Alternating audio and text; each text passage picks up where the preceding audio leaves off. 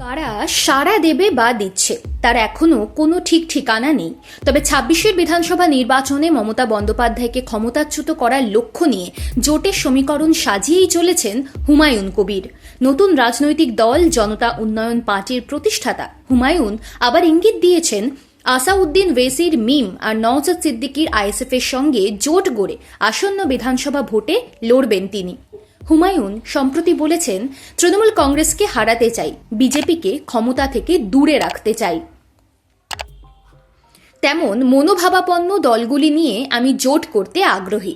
ISF ও মিম এলে বাংলার রাজনীতিতে নতুন সমীকরণ করে দেখাবো। হুমায়ুন মনে করছেন, আর কেউ এগিয়ে এলো কিনা এলো সেটা পরের কথা, অন্ততপক্ষে মিম আর আইএসএফকে সঙ্গে পেলেই এনাফ ইজ এনাফ। কিন্তু মিমের তরফেও কোনো আনুষ্ঠানিক বার্তা নেই। আবার নওশাদ বলছেন, তাঁর বা তাঁর দলের কারোর সঙ্গে হুমায়ুনের কোনো কথা হয়নি। তাহলে জোটের ছবিটা কবে স্পষ্ট হবে? বিধানসভা ভোটে ১৩৫টি আসনে লড়ার বার্তা থেকে ১,১৮২টা পৌঁছে গিয়েছে। সাসপেন্ডেড বিধায়কের দাবি, আগামী ৩১শে জানুয়ারির মধ্যে রাজ্যের ১৮২টি আসনে কার সঙ্গে জোট করে কে কত আসনে এবং কোন আসনে প্রার্থী দেবে তা চূড়ান্ত করা হবে। সেখানে যে সবার জন্য অপশন খোলা রয়েছে সে কথাও স্পষ্ট করে দিয়েছেন তিনি।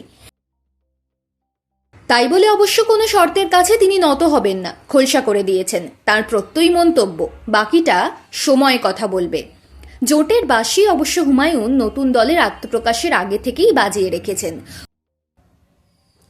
জনতা উন্নয়ন পার্টি ভূমিষ্ঠ হওয়ার আগেই কংগ্রেস বাম আইএসএফের সঙ্গে জোট করার সম্ভাবনার তত্ত্ব বাতাসে ভাসিয়ে দিয়েছিলেন তিনি। সেই সঙ্গে ঘোষণাও করে দিয়েছিলেন, রাজনীতিতে কেউ অচ্ছুত নয়, অর্থাৎ তৃণমূল বিজেপিকে নিশ্চিহ্ন করার জন্য তাঁর কাছে সব বিকল্পই খোলা। আসাউদ্দিন ওয়েসির মিম বা নওশাদ সিদ্দিকীর আইএসএফ তো বটেই। হুমায়ুন দাবি করেছিলেন, সিপিএমের রাজ্য সম্পাদক মোহাম্মদ সেলিমের তরফেও নাকি ফোন মারফত জোটের প্রস্তাব এসেছে তাঁর কাছে। বলেছিলেন, যে দল আত্মপ্রকাশ করতে চলেছে সেই দল যদি ধর্মনিরপেক্ষ হয় তাহলে তাঁর হাত ধরতে নাকি তাঁরা তৈরি আছেন বলেও জানিয়েছেন সেলিম। মোহাম্মদ সেলিম অবশ্য সেই দাবি পত্রপাঠ উড়িয়ে দেন। সাংবাদিক বৈঠকে বলেছিলেন যে শিশু ভূমিষ্ঠই হয়নি তার অন্নপ্রাশনের মেনু নিয়ে আলোচনায় তিনি রাজি নন। আগে দল তৈরি হোক, লক্ষ্য কর্মসূচি স্থির হোক, তারপর বাকিটা ভাবার বিষয়। পরে আবার স্পষ্ট করে দিয়েছিলেন, বামেরা ভোটের রাজনীতির সঙ্গে মন্দির মসজিদের রাজনীতিকে এক করে দেখে না, আর তাঁরা রাজনীতি করেন মানুষের অসন বসন নিয়ে, আসন নিয়ে নয়। পরিস্থিতির আচমকা কোনো পরিবর্তন না হলে বামেদের অবস্থান কি হবে তা মোটামুটি বোঝা যাচ্ছে।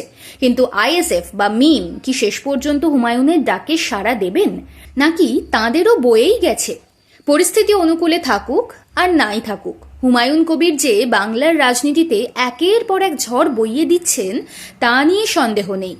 এই ঝড়ঝাপটা বিধানসভা নির্বাচনে কতটা তুলতে পারবেন তা নিয়ে অবশ্য রাজনৈতিক মহলে সংশয় রয়েছে। ব্যতিক্রম একা হুমায়ুন।